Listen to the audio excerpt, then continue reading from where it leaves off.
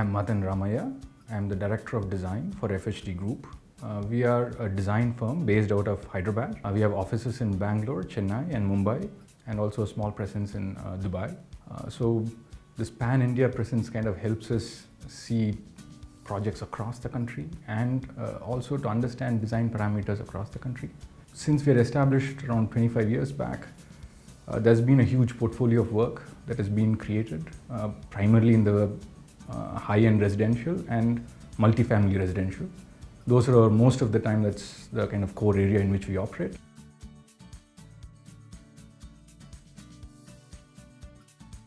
Organo has been in the process of conception for a long while actually. It's been brewing in the minds of different people, different heads in the company. Because we have worked with a lot of developers, we have collected a lot of data on how large-scale housing works. And also we have found niches in which there is a serious blind spot in how developers are approaching some of these things. Within the city, there's a lot of urban chaos that's happening, right? And people want a relief from it. So everybody who's having a good house, a private residence in Hyderabad also ends up having some escape mechanism, right? A farmhouse somewhere outside. So that's when we said, instead of having an independent farm and putting a lot of effort into it, what if we do it in a collective way? So we pitched this idea to several developers. They're excited, but nobody willing to take the step. That's when we said, okay, we can do construction. We can anyways design, that's our core area. So why don't we actually start developing, right? And let's do it in a very small scale. That's how this whole project started.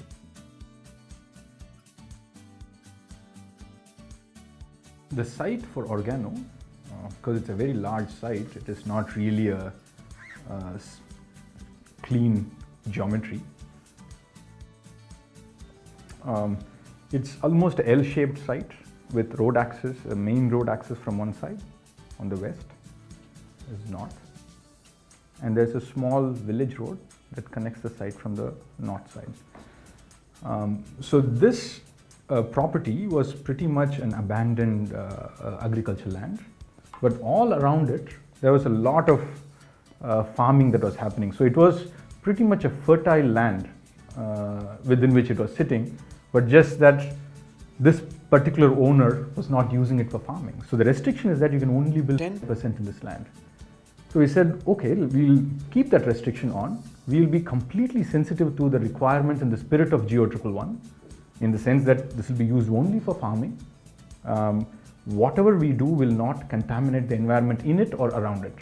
So these were the two fundamental starting points for Organo.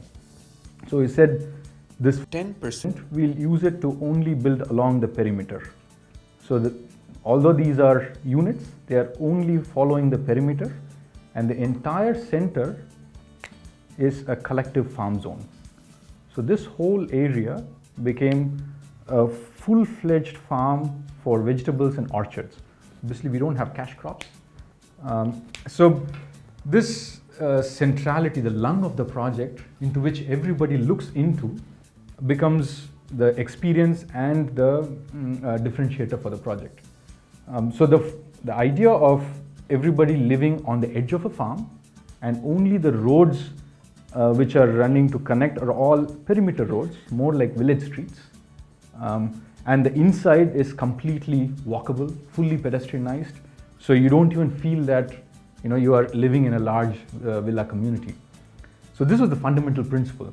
So the experience of people living here is as if they open any door from any room, they are directly looking into a farm. So it's a very simple master plan, if you were to call it that.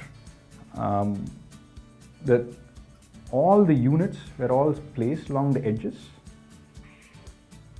like that. And all of them were having a significant garden in between, garden or farm.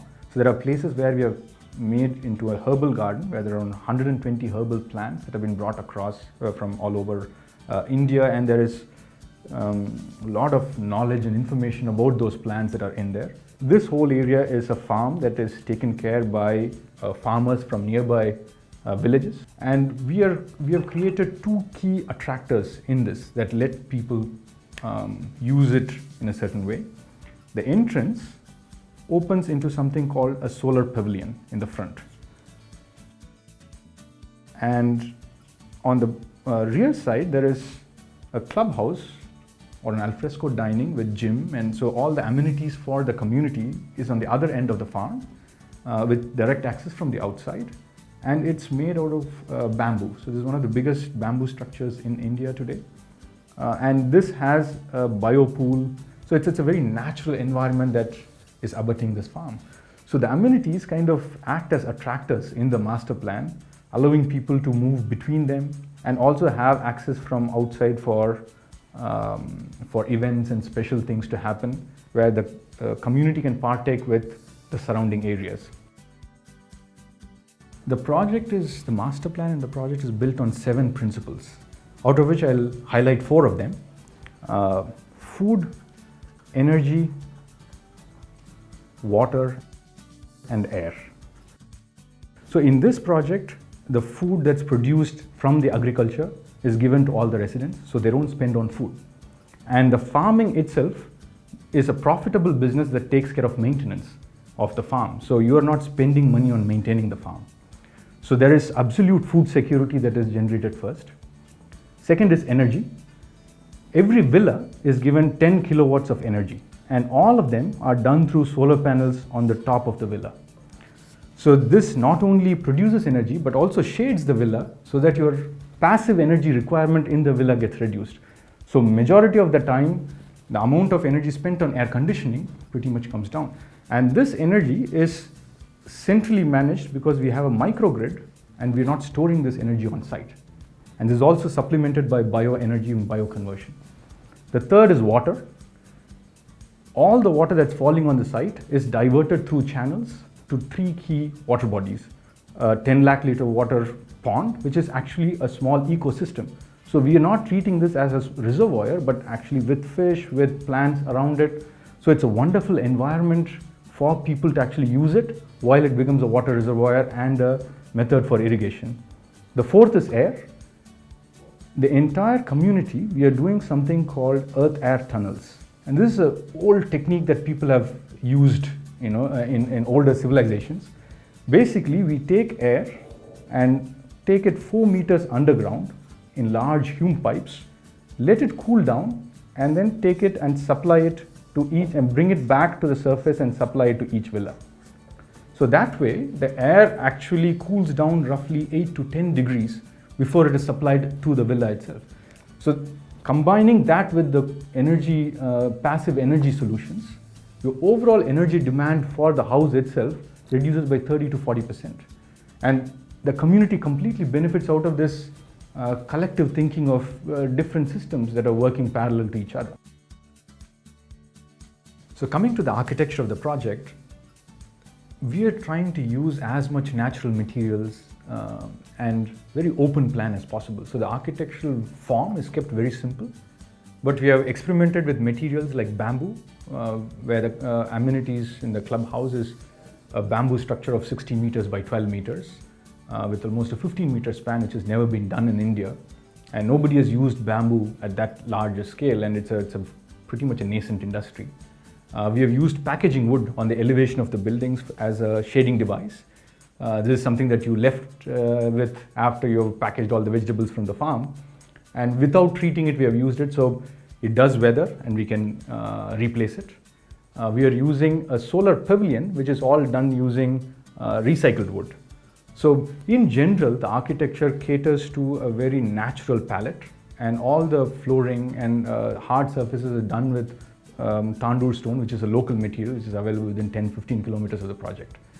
So the sensibility of the architecture is to ground it to the place and make it as natural as possible.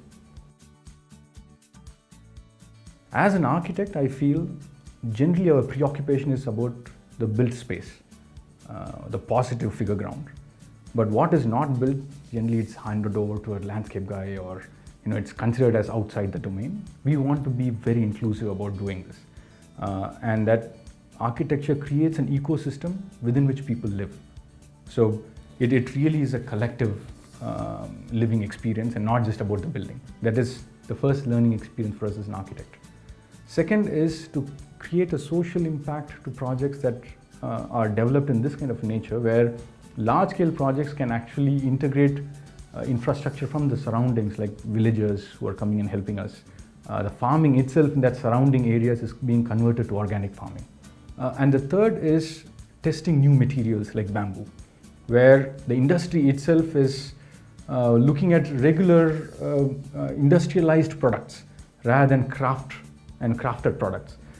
So to that extent, the architecture is, we are experimenting with some of these things. Even the earth air tunnel, where there is very little information today on passive cooling, is something this project is pushing towards.